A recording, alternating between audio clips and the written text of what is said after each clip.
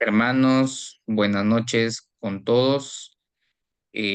Damos gracias a Dios por este tiempo que nos permite una vez más estar aquí reunidos. Permítanos presentarnos. Somos Civitas Day, Centro Cristiano para América Latina. Somos una promotora educativa cimentada, centrada en el Evangelio del Reino de Dios. Y en esta oportunidad tenemos una masterclass sumamente importante por el tema teología queer y los desafíos para las familias cristianas, que estará siendo impartido por el pastor Alex Donnelly, y esto en razón a la diplomatura en matrimonio y familia que venimos desarrollando en nuestra institución. Sin nada más que decir por el momento, voy a dar parte al pastor Alex para que pueda iniciar este tiempo de enseñanza. Adelante, pastor, y agradecerle también por su tiempo. Ya, muchas gracias, Giancarlo, por este tiempo de poder compartir con ustedes. Voy a compartir la presentación para que todos podamos ver con más tranquilidad.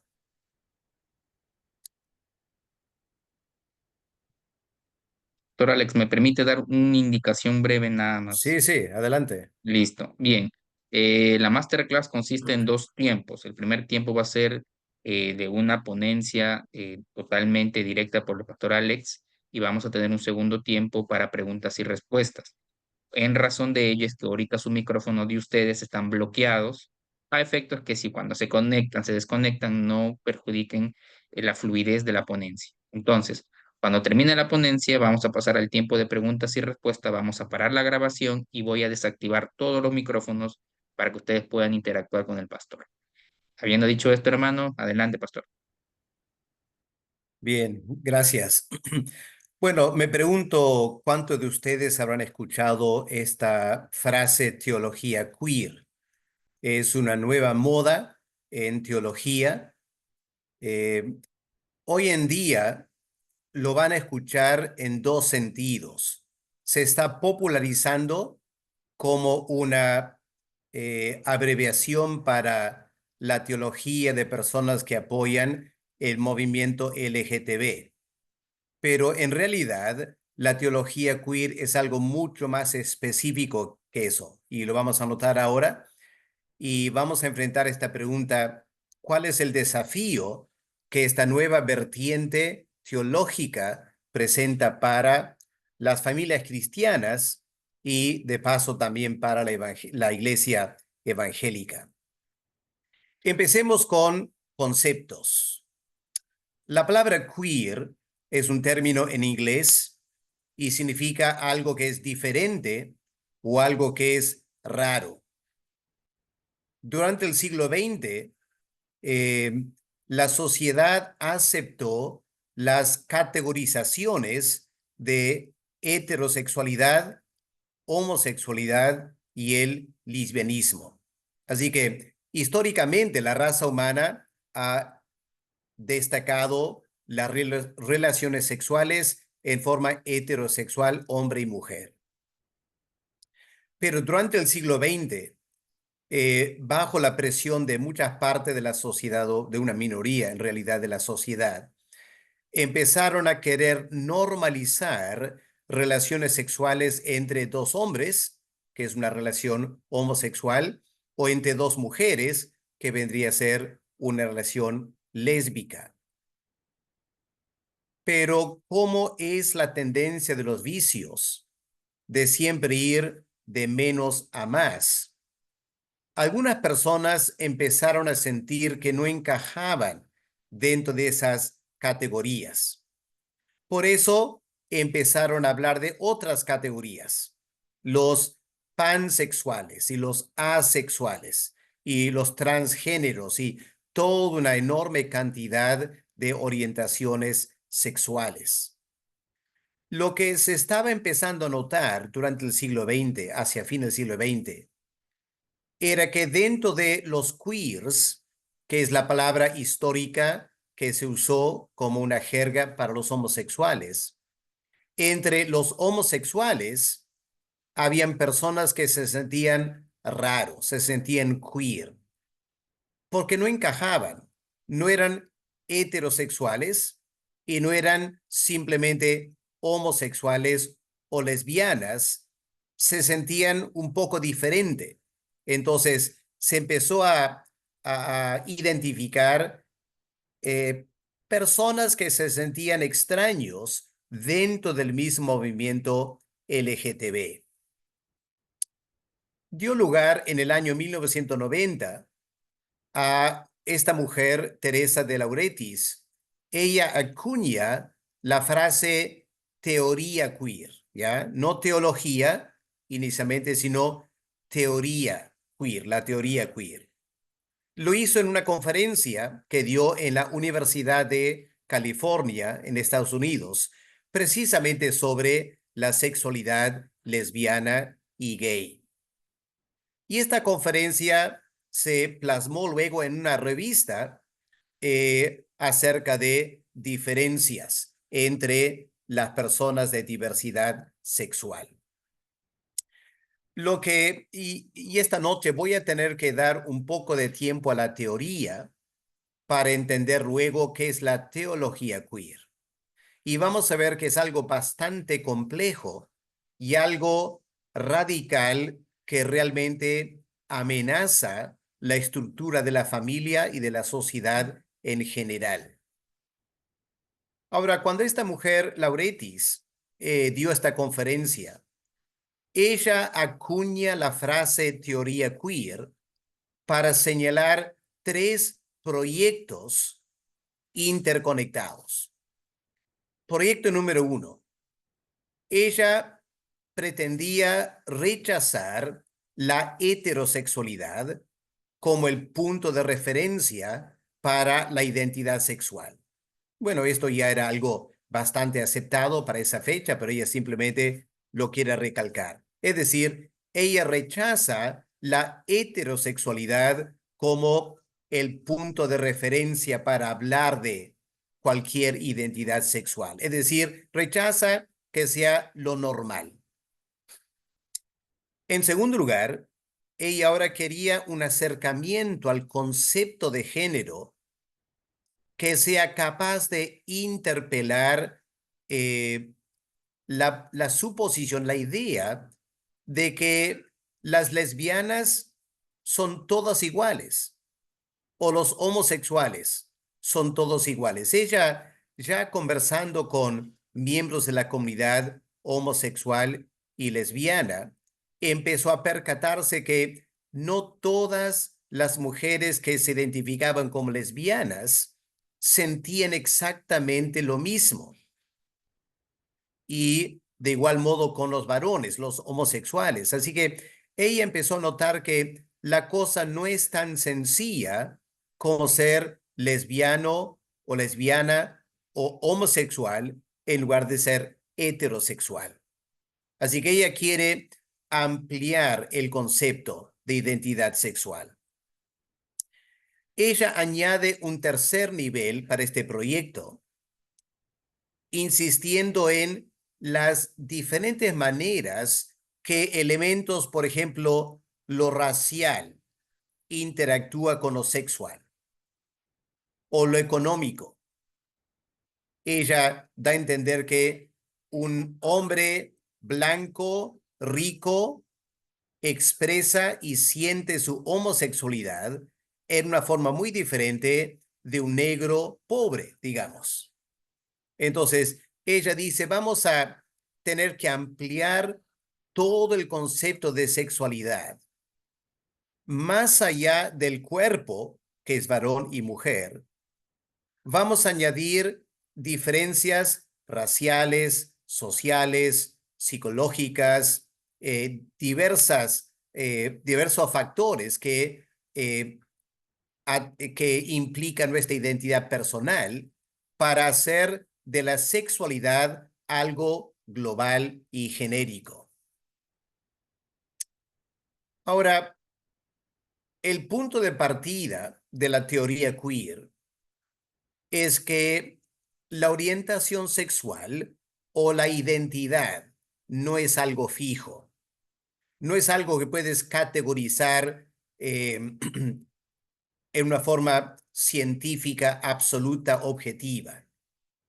Es decir, ella decía, y la teoría queer dice, no hay una persona que sea 100% homosexual. Mayormente puede sentirse homosexual y a veces se siente homosexual. Y una persona que es lesbiana a veces puede sentirse heterosexual o puede sentirse transexual o puede sentirse asexual. En otras palabras, ella rechaza, la teoría queer rechaza el concepto de categorías absolutas. En segundo lugar, añade, como acabo de decir, la idea de que hay componentes variados que afectan tu identidad sexual. La comunidad heterosexual, por lo general, dice, nuestra sexualidad depende únicamente de mi cuerpo. Soy varón, voy a tener relaciones sexuales como varón. Soy mujer, voy a tener relaciones sexuales con sexo opuesto como mujer. Eso es el concepto heterosexual. El concepto homosexual añade al aspecto del cuerpo y la identidad sexual que el cuerpo tiene al aspecto psicológico, lo que yo siento. Así que un hombre puede decir, yo tengo un cuerpo de hombre, pero me siento mujer. Así que está añadiendo el concepto psicológico a toda la actividad sexual. Ahora, a esas dos cosas, el cuerpo y la psicología, la teoría queer va a añadir la raza, va a añadir el estatus social, va a añadir tu grado de educación, va a añadir tu nivel económico. Todo eso genera una enorme complejidad de sentimientos sexuales. Eso básicamente es la teoría queer. Está rompiendo todas las categorías habidas y por haber. Así que, ¿en qué consiste la meta de la teoría queer? Aquí hay que aprender una palabra, deconstruir, la teoría de la deconstrucción. La meta es deconstruir las categorías sociales. Deconstruir simplemente significa analizar críticamente para ver cuál es el papel que juega esa categoría. Así que en la idea de la deconstrucción, lo que se pretende hacer es tomar una palabra como lesbiana y preguntar de dónde vino esa palabra, quiénes lo usan, para qué lo usan en la literatura, en el arte, cuál es el fin de usar esa palabra. Así que eso es el concepto de deconstrucción, es analizar los términos para ver su origen, cómo se usan, y hay que prestar atención a este tercer punto, la manera en que las categorías se prestan como estructuras de poder para abusar y maltratar, oprimir a otras personas. Así que, por ejemplo, se podría decir que el término homosexual se inventó por los heterosexuales como una categoría para burlarse de personas que no eran heterosexual. Así que el análisis de la deconstrucción indicaría que el término homosexual es un término que se presta para el maltrato, la opresión de una minoría sexual. Y luego, la deconstrucción se aplica a la homosexualidad. Ahora, ¿cómo los homosexuales hablan de los transgéneros? Esa categoría. Y cómo el término transgénero se presta para el maltrato de personas que no son homosexuales, etcétera, etcétera. Entonces, es un análisis de cómo lenguaje, cuál es el origen del lenguaje y cómo se usa para oprimir a minorías. Eso es muy fuerte en la teoría queer. Así que como quizás, espero, están empezando a entender, la teoría queer, al final, lo que pretende hacer es desestabilizar por completo el concepto de identidad personal.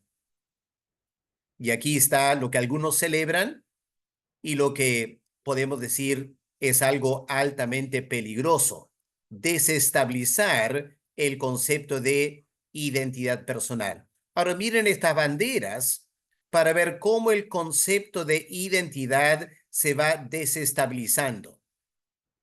La primera bandera, que tiene el celeste y el rosado, es una bandera que apunta a la heterosexualidad. Es decir, es una bandera que afirma: hay solo dos identidades, varón y mujer.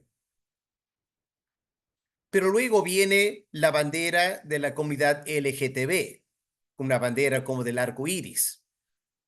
Lo que esa bandera representa es que la primera bandera de los heterosexuales no describe la condición humana.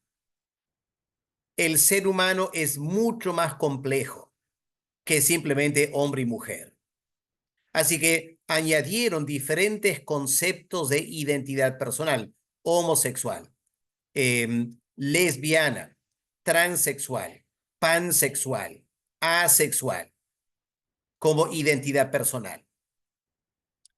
Pero luego la teoría queer va un paso más, porque ahora esa tercera bandera, donde los colores no son nítidos, sino que hay una transición de un color a otro color, lo que están diciendo es que cada categoría no es estable, no es permanente. Hay rangos de lesbianas y rangos de homosexuales y variedades de transgéneros. Todo el tiempo se está desestabilizando más y más el concepto de quién soy, qué es una persona. Y luego viene la bandera de la teoría queer. Todos los colores están todos entreverados porque ahora añadimos factores sociales, raciales, y lo que esa bandera celebra y proclama es que nadie es alguien en forma permanente y que toda persona tiene derecho de ser exactamente como quiere, cuando quiere, y nadie debe juzgarlo cuando cambia o altera su forma de ser, porque se ha vendido este concepto que nadie tiene una identidad personal estable. Todos fluctuamos en la vida.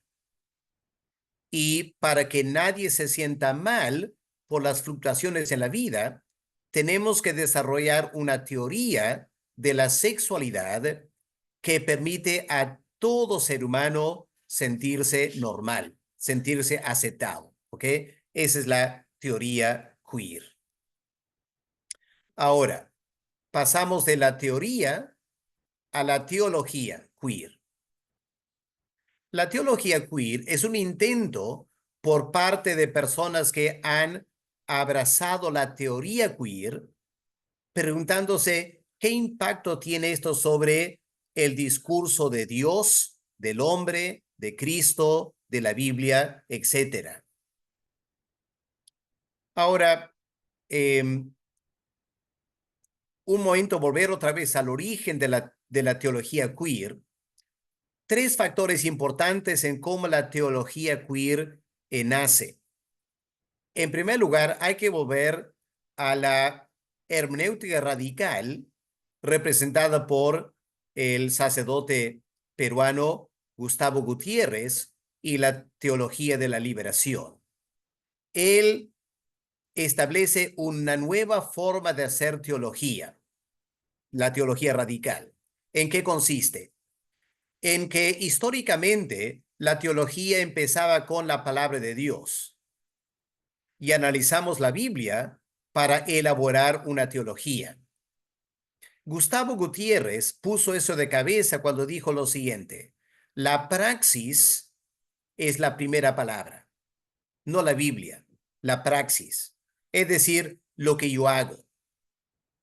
Lo que yo hago es lo que me identifica. Eso es lo que yo soy. Entonces, ¿qué es la teología? La teología para un creyente, según Gutiérrez, es la reflexión crítica de mi praxis a la luz de las Escrituras. Ahora, no vamos a las Escrituras para cambiar mi praxis, voy a la Escritura para justificar mi praxis, para hacer una apología y explicar mi praxis. Gutiérrez lo aplicó al tema de la pobreza y desarrolló una teología de la liberación que era para algunos un sistema socialista, marxista del cristianismo.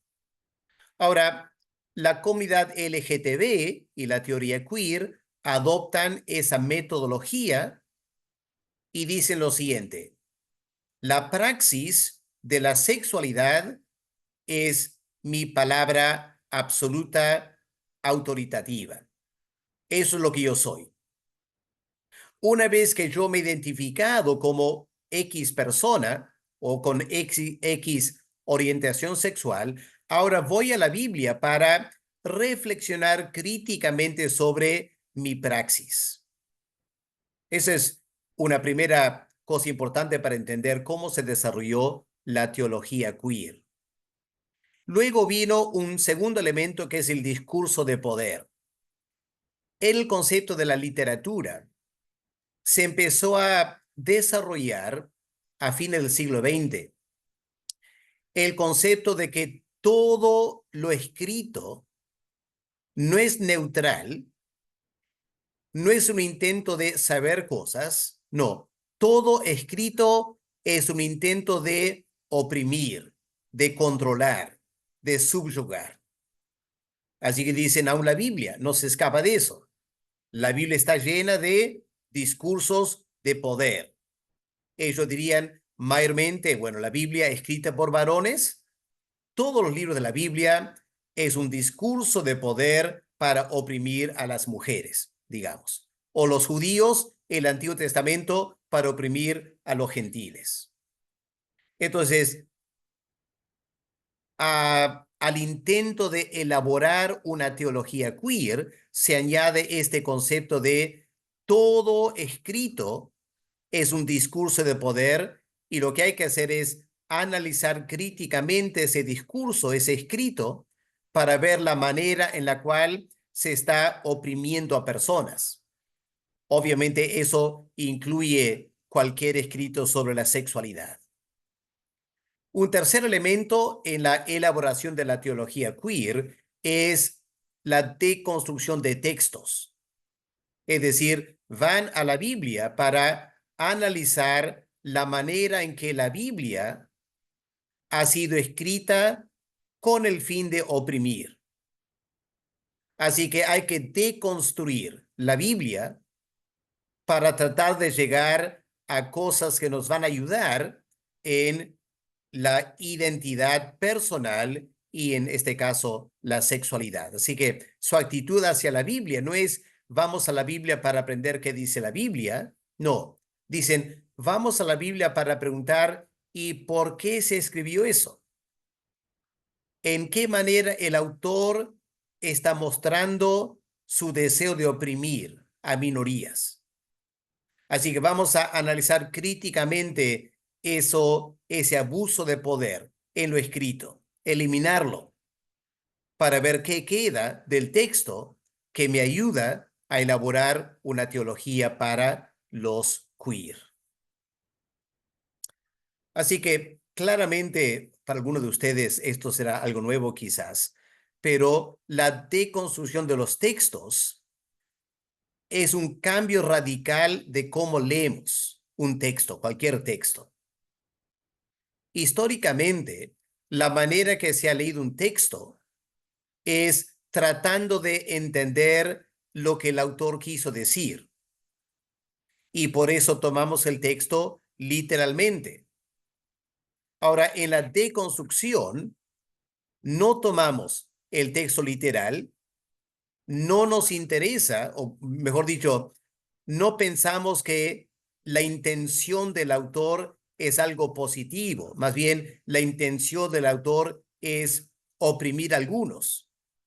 Así que tengo que deconstruir el texto y encontrar en el texto palabras o frases o conceptos escondidos que son más positivos para elaborar algo que me va a ayudar en mi sexualidad o en mi forma de ser.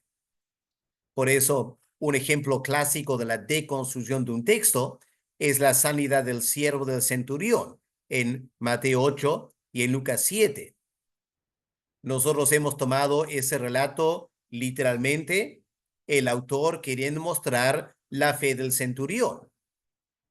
Pero en la teología queer se deconstruye ese texto y se dice cosas como, bueno, la palabra ahí para siervo puede tener el sentido de muchacho. Y en Lucas habla de que este muchacho era altamente valioso para el centurión. Dice la teología queer. Esa es una forma medio escondida de indicar que era el amante del centurión. Ahora, el centurión manda pedir al Señor que venga para sanar a su amante. Pero claro, el centurión se da cuenta que Jesús como judío es bastante conservador y quizás no querrá venir a su casa para sanar a su amante homosexual. Así que bajo la fachada de la fe, le dice, no tienes que venir, no soy digno, simplemente da la orden donde estás. Y el Señor efectivamente da la orden, sana supuestamente al amante del centurión y de esa manera él está celebrando la vida homosexual del centurión. Pero claro, dice la teología queer, todo está escrito desde el punto de vista de un heterosexual. Y es solo cuando deconstruimos el texto que entendemos lo que realmente estaba pasando y ahora es lindo saber que el Señor Jesús se identifica con los queers también. Así que es la forma que ellos van a manejar el texto bíblico, manipular el texto bíblico, porque su interés no es entender o aceptar lo que el autor quiso decir, sino ver cómo el autor expresa cosas para maltratar a minorías y hay que deconstruir el texto para encontrar esas claves que nos van a llevar al sentido original, que es mucho más positivo para los diferentes y los queers. Eh, ahora, no voy a tomar tiempo esta noche, pero espero que quede claro que en un libro tan complejo como la Biblia, con idiomas griegos y hebreo antiguo, es muy fácil usar esta clase de estrategia para extraer cualquier interpretación que querramos para justificar mis conceptos. Así que lo que tenemos que entender es que la teología queer, cuando usa la Biblia, no es porque cree la Biblia. No, usan la Biblia porque la iglesia y los evangélicos y las familias creen la Biblia. Y lo que quieren hacer es distorsionar o alterar el sentido de la Biblia para supuestamente justificar su enseñanza a la luz de la Biblia. Pero claro, lo que pasa es enseguida que una persona acepta eso, rechazan la Biblia como un libro inservible para ellos y se dedican a la forma de vida que quieren tener. Así que no hay que pensar que realmente están tomando la Biblia en serio. Es simplemente una manipulación del texto bíblico con el intento de convencer a aquellos que todavía consideran la Biblia como un libro importante para ellos. ¿Ok? Es importante enfatizar eso. Ahora, ¿cuáles son las áreas de interés en la teología queer? Obviamente tiene interés en la doctrina de la Biblia. van a negar por completo la Biblia como un documento inspirado por Dios y van a enfatizar el lado humano de la Biblia, no solo humano, sino escrito por personas de un patriarcado heteronormativo, es decir, varones que quieren dominar a las mujeres, que son heterosexuales y que para ellos lo heterosexual es lo normal. Entonces, van a querer radicalmente reinterpretar la Biblia a la luz de esos preconceptos que tienen. También la teología queer quiere cambiar la doctrina de Dios. Por ejemplo, en particular, la doctrina de la Trinidad. Vamos a notar eso en un momento. También van a distorsionar la doctrina de Cristo. Van a querer presentar a Cristo como un queer. Y también cambian la doctrina del ser humano, la antropología, para presentar al ser humano como una persona totalmente libre, con el derecho de ser quien quiere que sea, y nadie jamás debe tratarlo como si fuese raro. O sea, todo el intento en la teología es desestabilizar la teología. ¿Ok? Esta palabra es muy importante. La teología queer es un intento de desestabilizar toda la estructura teológica tradicional para reinventar una teología rara, una teología queer. ¿Okay? Y vamos a ver un momento hasta dónde quieren llegar con eso. Ahora, permítame aquí un acápite para notar algunas tendencias en la actualidad. Yo di una conferencia similar a esta el año pasado y tomé un tiempo para mirar la literatura este año y me he dado con sorpresa que casi no hay nada nuevo escrito, ni en inglés, menos en español, sobre la teología queer. Y uno se pregunta, ¿por qué no?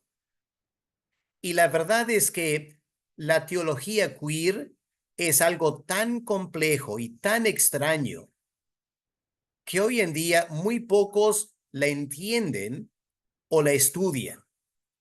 Así que, en realidad, yo diría que la teología queer, propiamente dicho, la teología queer que viene de la teoría queer, creo que tiene sus días contados, porque no creo que mucha gente le interesa eh, la tendencia a dónde estaban yendo.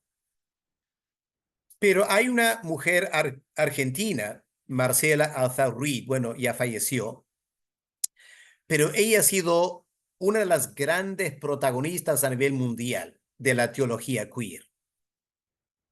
Y ella escribió un libro en inglés que ahora está en español, El Dios Queer. Ahora, sus ideas son las ideas que en América Latina están tomando y desarrollando un poco el mundo habla hispano. Ahora, Marcela Alzau-Reed, ella llevó la teología queer en una dirección interesante, para ustedes quizás un poco chocante. Ella dice, su punto de partida es que lo queer es algo indecente o algo torcido, especialmente en la sexualidad. En este libro, por ejemplo, ella celebra mujeres mestizas de Argentina que en el tiempo de mucha pobreza vendían limones en la calle. Y estas mujeres por los años 60, 70 hacían alarde de su promiscuidad, de que no se limitaban a ser heterosexuales, que en su libertinaje ni usaban ropa interior, que para la sociedad veían estas mujeres como muy raras, como muy queer, pero Marcela Azar-Reed, ella quiere reivindicarlas, defenderlas. Es decir, la idea es romper todos los estereotipos, todo lo que la gente considera indecente, para llevar a la aceptación y la normalización de cualquier creencia y cualquier comportamiento, por más extraño que sea, debe ser celebrado y valorado, porque si no lo hacemos, estaremos oprimiendo esa minoría de gente rara. Ahora, aplicando a la teología, Marcel Azar-Reed dijo que la teología queer es una teología rebelde, que celebra lo raro y lo extraño y lo quiere normalizar. Por eso, honestamente, cuando uno lee ese libro, queda escandalizado por las cosas que ella dice, que te chocan, y él lo hace a propósito y quiere llevar la teología en esa dirección. Ahora, aquí una crítica de la teología queer, especialmente de Marcela Azar-Reed. Cuando uno empieza a leer estos libros y meditar, uno se da cuenta que hay ciertas similitudes al sistema alegórico. Ahora, en los primeros siglos de la iglesia cristiana, se usaba la alegoría para interpretar textos difíciles y al final los teólogos rechazaron el sistema alegórico porque, aunque era muy creativo, desestabilizaba el texto.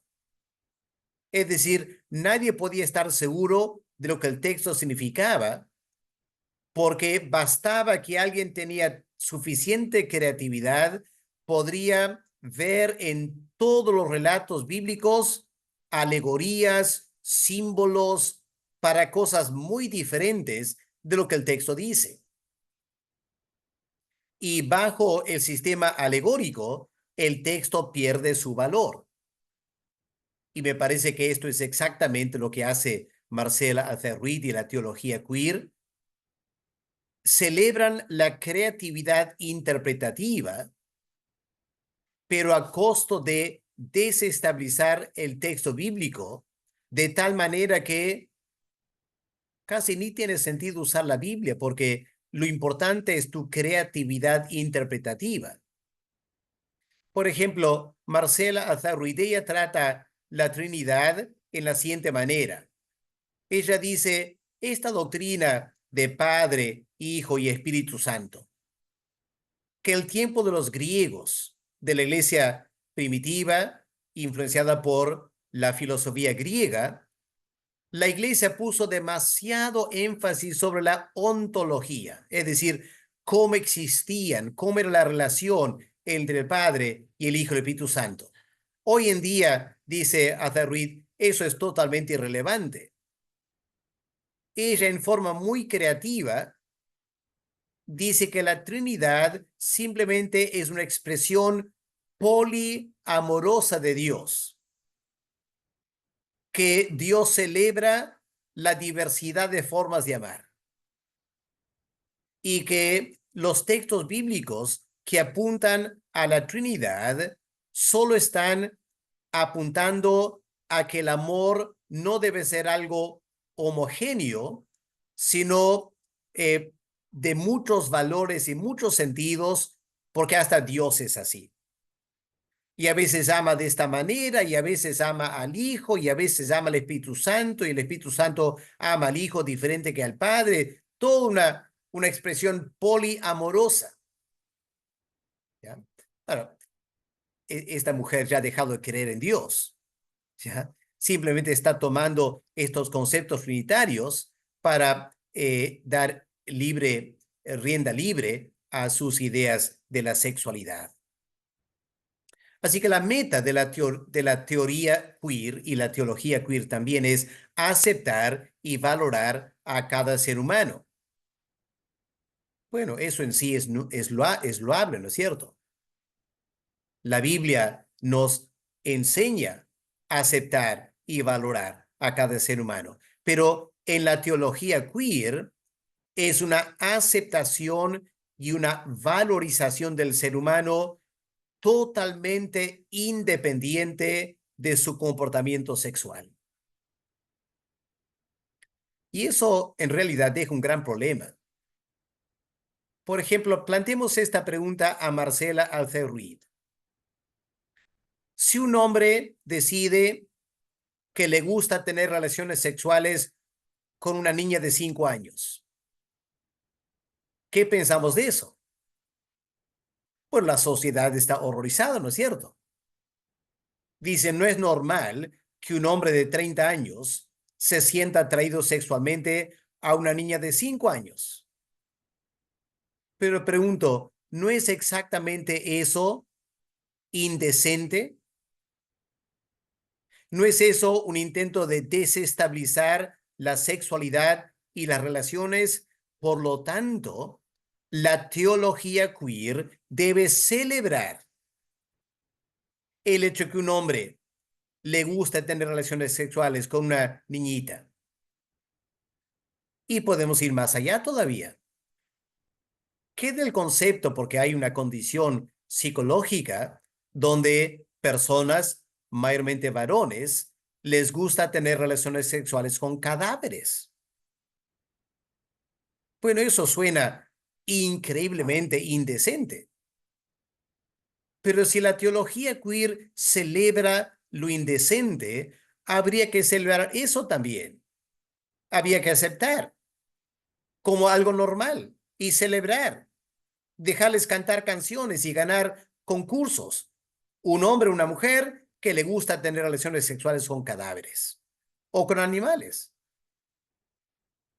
A dónde voy es que es fácil tomar ciertas categorías que la sociedad rechaza como indecente, como las limoneras de Buenos Aires, pero hacerlo algo absoluto ya nos lleva a terrenos muy, muy peligrosos para la condición humana.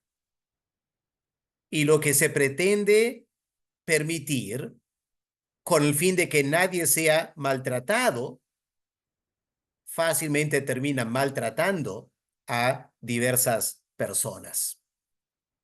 Ahora, ¿cuál es el desafío para la iglesia evangélica de la teoría queer? Bueno, rápidamente por tiempo, la teología queer tiene un gran problema con Cristo. Primero, por siglos, el Señor Jesús era considerado un varón con tendencias heterosexuales. Y por lo tanto, cuando hablamos de ser tentado en todo como nosotros, la iglesia pensaría en Cristo tentado por su atracción a las mujeres. Pero claro, cuando se dio la revolución homosexual, ahora hubo intento de parte de algunos sectores de la iglesia querer presentar a Cristo como homosexual. Y hablan de su amistad con Lázaro y otras relaciones personales con los apóstoles, como indicando en realidad era un homosexual. Ahora los queers lo quieren tomar como un queer. Y bueno, hay base para eso también, porque por un lado Cristo tenía amistades con mujeres y tenía amistades con varones, pero él nunca se casó. Así que para la teoría queer, la teología queer, Cristo es exactamente la clase de persona que eh, es queer en su sexualidad, porque nunca se casó. Pero la verdad es que la Biblia no dice absolutamente nada acerca de su identidad sexual. Gente supone muchas cosas, pero la Biblia simplemente no trata el tema de la sexualidad del Señor Jesús. Pero la teología queer quiere desestabilizar la figura de Cristo y presentarlo como un queer. Claro, también quiere desestabilizar los evangelios y desestabilizan los evangelios para presentar a Cristo como bisexual, asexual, pansexual o cualquier otra sexualidad. Pero más preocupante para nosotros quizás es que, como he dicho antes, la teología queer desestabiliza el concepto de la identidad personal. Y para la familia esto es muy, muy serio. Padres queriendo ayudar a sus hijos a crecer. Quieren que sus hijos tengan un sano concepto de quiénes son. Bueno, la teología queer quiere poner todo de cabeza, quiere desestabilizar el concepto de identidad personal. Eso, uno entiende, es tiene el potencial para ser altamente dañino para la familia. Permítame darles un ejemplo de la tendencia para que veamos a dónde quiere ir esta teología. Hay una mujer, una teóloga queer llamada Rudy. Ella usa la teoría queer para argumentar que aún nosotros, los cristianos, no somos estables, no tenemos una identidad estable. La única estabilidad que tenemos viene del bautismo, porque cuando una persona se bautiza, ahora es un cristiano bautizado, estable. Ahora dice Rudy, dado a que el bautismo es lo único que te da estabilidad, entonces tu identidad cristiana debe basarse en el hecho de ser bautizado y no en ningún otro factor. En particular, no qué clase de relación sexual quieres tener. Como la teoría queer niega que nuestra relación sexual, nuestra identidad sexual sea estable, entonces dice que la única estabilidad para el cristiano es que es bautizado. Y toma ese texto: en Cristo no hay hombre ni mujer, para sustentar eso. Pero una crítica que hay que hacer a Rudy es que si la identidad personal no es estable, se supone que tampoco es el bautismo. Y no sería nada difícil entrevistar a una enorme variedad de cristianos para rápidamente darnos cuenta que cada cristiano siente su bautismo en forma diferente. Para algunos cristianos, el bautismo es algo muy importante que cambió su vida. Para otros, su bautismo fue algo que lo hizo por una convención social, por presión de la familia. Para otros, el bautismo es algo irrelevante porque ya rechazaron la fe cristiana.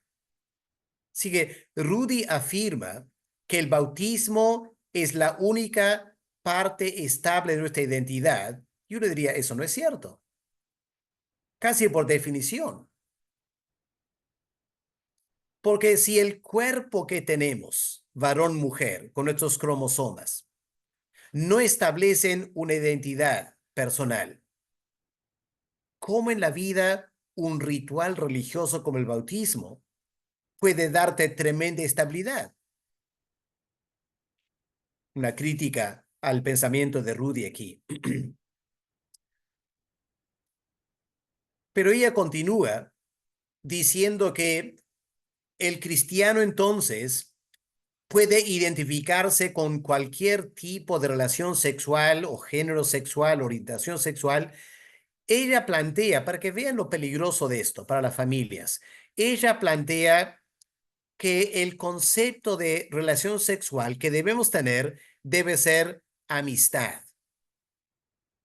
Ella diría, saquemos el concepto de matrimonio o familia y hay que reemplazar con el concepto de amistad. Es decir, tenemos relaciones sexuales por amistad. Ahora, ¿por qué? Bueno, dice ella, porque el matrimonio es estable. Y cuando hay una relación estable, eso se presta para oprimir, sea heterosexual o homosexual. Cuando hay una relación exclusiva de dos personas, es muy fácil oprimir a otra persona y sentirse oprimido. Muy bien, saquemos totalmente el concepto del matrimonio y familia, reemplacemos eso con amistad.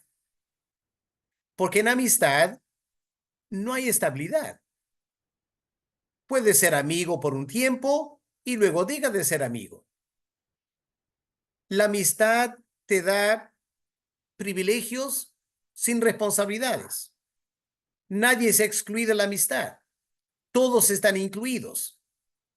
Entonces quieren llevar la relación sexual a eso. O a otro concepto es hospitalidad. Así que ella plantea, cuando una chica tiene relaciones sexuales con un hombre, lo que está haciendo es le está dando hospitalidad. Y claro, nadie da hospitalidad a alguien para toda la vida. Le das hospitalidad el tiempo que quieras. Así que la relación sexual como hospitalidad dura el tiempo que les conviene. Cuando no les conviene, se rompe la relación y dan hospitalidad a otra persona. Todo el argumento es, esto va a evitar una estructura de poder que va a permitir a una persona oprimir a otra persona. Pero uno se pregunta, ¿acaso no hay amistades tóxicas? ¿Acaso no hay inquilinos tóxicos? Es altamente superficial pensar que cambiar la sexualidad a conceptos de amistad y hospitalidad, que eso va a eliminar por completo el concepto de opresión. Pero son ideas que ellos están promocionando. Así que llegamos a la parte final, cómo esto desafía a las familias cristianas. Bueno, en resumen, y luego tiempo para preguntas. La teoría queer tiene como meta desestabilizar el concepto de identidad personal para que cada ser humano pueda ser exactamente lo que quiere ser y debe ser considerado normal. Y más bien esta tendencia empuja al ser humano a propósito ser raro para desafiar a la sociedad a aceptarlo, empujar los límites de lo que significa ser raro. Para padre de familia queriendo criar a sus hijos en esta clase de mundo, ¿se imaginan los enormes problemas que van a tener si esto se normaliza en primaria y secundaria? En segundo lugar, entonces, esta teoría y la teología queer simplemente va a aumentar los problemas psicológicos de las personas. Si una persona ya tiene problemas con saber quién es y está queriendo establecer su identidad, y ahora le dicen, puede ser quien quieras, nada es estable, la persona va a terminar más y más enferma psicológicamente. Esto es una bomba de tiempo para la raza humana. Las sociedades europeas y norteamericanas ya están al borde del colapso psicológico. En Inglaterra, por ejemplo, ahora hay una crisis porque hay tanta gente con enfermedad mental. La lista de espera para un tratamiento de enfermedad mental es años, porque la sociedad se está enfermando cada vez más. Otro gran peligro para la familia cristiana. La teología queer promueve una actitud superficial hacia las relaciones sexuales. ¿Te imaginas el colegio se empieza a enseñar al adolescente, tengan relaciones sexuales, son amigos? Olvídense de matrimonio, familia, celebren su amistad. Salgan a tomar un cafecito y luego tengan relaciones sexuales, exploren su amistad. ¿Te imaginas lo que va a pasar con la sociedad si eso se normaliza? Otro peligro. Esta teoría y la teología quiere deconstruir el concepto tradicional de la familia, promoviendo la sospecha que categorías como mamá y papá son categorías que tienden a oprimir. Fueron creadas para oprimir a los hijos, o el papá oprime a la mamá. Y la categoría padre-hijo también es una categoría sumamente opresora. Aún el término hermano-hermana se presta para el maltrato, las hermanas oprimidas por el hermano mayor. Así que lo que quieren hacer es deconstruir por completo la familia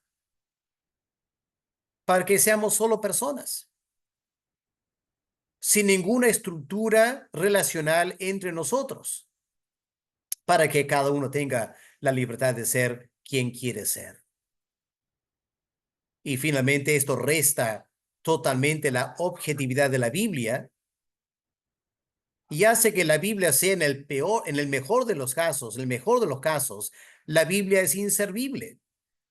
Hay que deconstruirla hasta que ya no tiene sentido. Y en el peor de los casos, la Biblia se vuelve una arma para destruir la familia, destruir el individuo y al final destruir por completo a la sociedad. Así que esta es mi conclusión.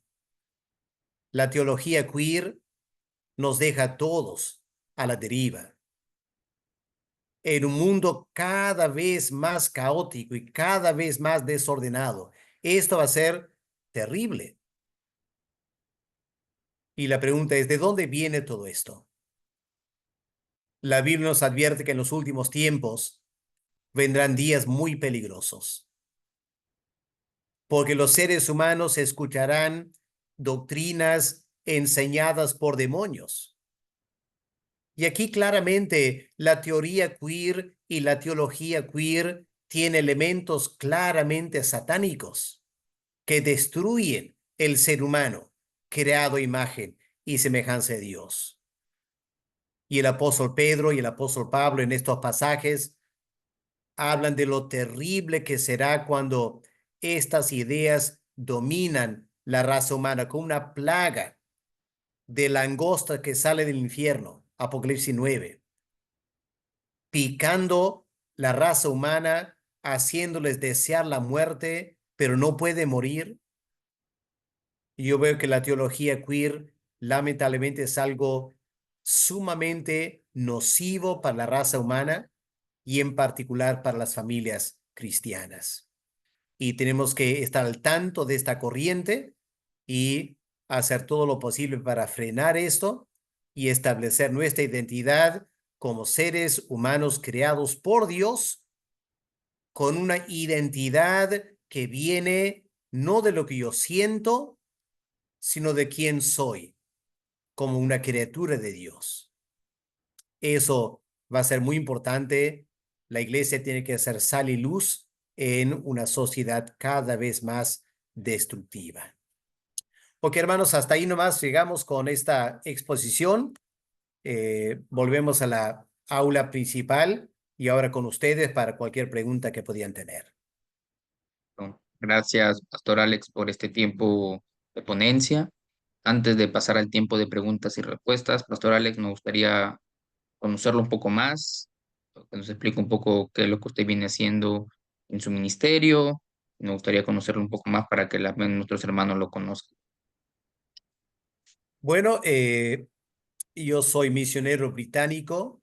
Una iglesia bautista en Inglaterra me envió al Perú hace 37 años con el fin de apoyar la iglesia evangélica en general como un recurso humano para apoyar la formación de pastores en todo lo que es Biblia y teología. Pasé 5 años trabajando en la Sierra Central con la iglesia evangélica peruana.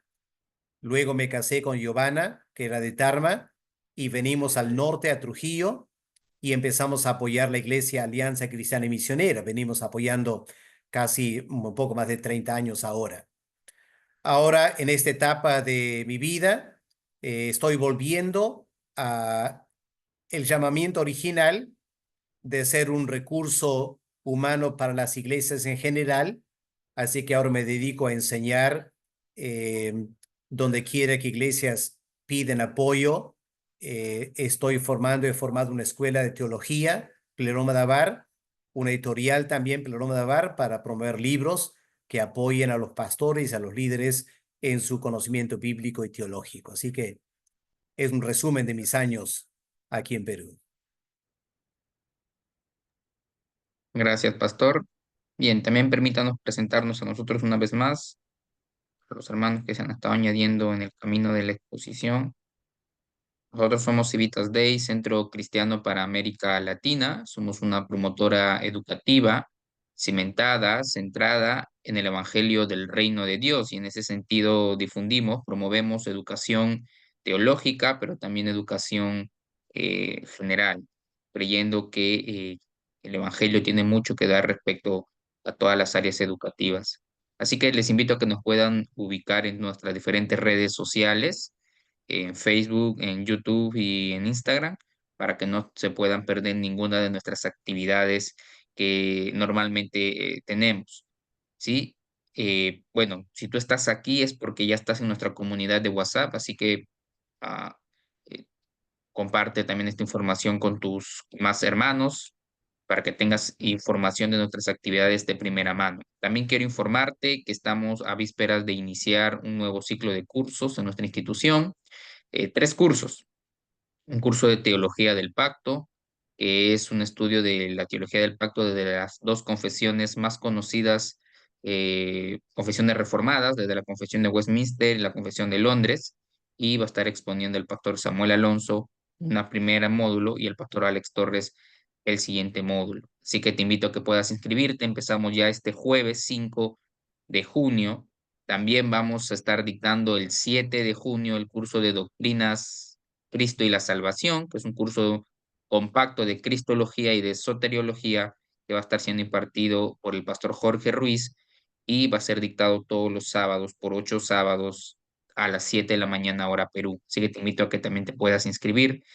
Y en relación a esta masterclass en el programa que tenemos de diplomatura en matrimonio y familia, también vamos a estar dictando el curso de apologética familiar, que muchísimo tiene que ver con con esta masterclass que también el pastor Alex ha estado dictando. Va a estar dictándole este curso de apologética familiar el pastor José Ramírez, y este curso empieza el 14 de junio.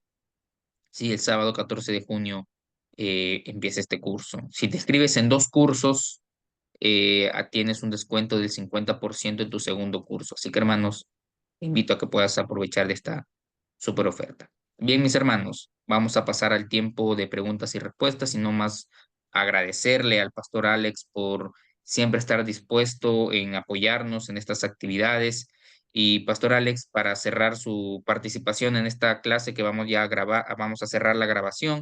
Me gustaría tal vez unas palabras finales de ánimo a nuestros hermanos que están aquí, de más unas palabras de incentivarlos a que sigan y perseveren en la educación teológica y su importancia, pastor Alex. Gracias, Giancarlo. Bueno, vivimos en días muy difíciles, estamos acercándonos al fin del mundo. El gran peligro es el engaño espiritual y por eso es urgente que la iglesia esté bien formada en Biblia y teología. Hoy en día, a través de las redes hay muchas posibilidades de estudiar y aquí tienen una excelente institución que les anima a estudiar y hay que aprovechar eso. Cristo quiere que amemos a Dios no solo con las emociones, sino con la mente. Hoy en día es el amor más importante que podemos mostrar a Dios, amar a Dios con nuestra mente y usar la mente para pensar la fe y luego poder expresar una fe bien pensada. Así que es muy importante que todos aprovechemos el tiempo para estudiar teología y Biblia. Así que aprovechen de Civitas Day. Que Dios les bendiga.